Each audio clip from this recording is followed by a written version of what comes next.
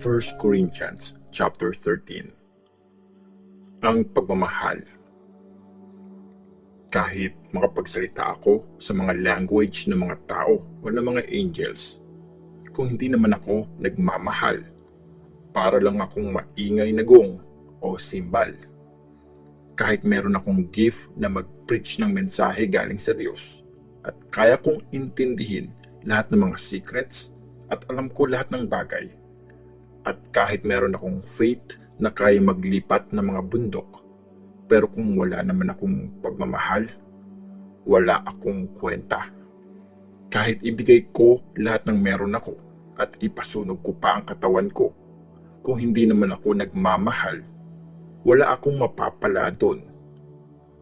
Ang nagmamahal ay matyaga at mabait, hindi seloso, maangas o mayabang, hindi bastos, makasarili o madaling mairita. Pag nagmamahal ka, hindi ka nagbibilang ng mali ng iba. Pag nagmamahal ka, hindi ka masaya pag may gumagawa ng masama. Masaya ka pag pinapairal ang totoo. Ang nagmamahal ay hindi sumusuko. Lagi siyang nagtitiwala, laging may pag-asa, at nagtsatsaga kahit anong mangyari. Walang katapusan ang pagmamahal. May mga prophecies o mga mensahe galing sa Diyos, pero temporary lang yon. May gift ng pagsasalita sa iba't ibang language, pero titigil din yon. At lahat ng nalalaman natin, lilipas din yon. Kasi hindi pa kumpleto yung mga alam natin at yung pagpipreach ng mensahe galing sa Diyos. Pero pag dumating na yung kumpleto at perfect, mawawala na yung hindi kumpleto. Nung bata pa ako, para akong bata kung magsalita, mag-isip, at mga tuwiran. Pero ngayong matanda na ako, tapos na yung ganong ugali ko. Hindi na ako isip at kilos bata.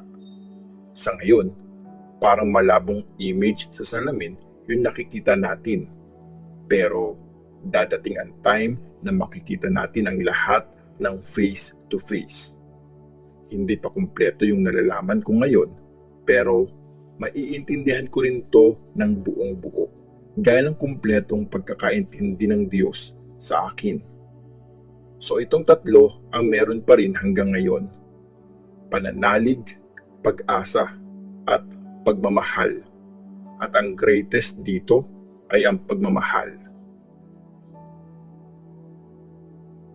1 Corinthians chapter 14. Tungkol pa rin sa spiritual gifts. Gawin yung goal ang magmahal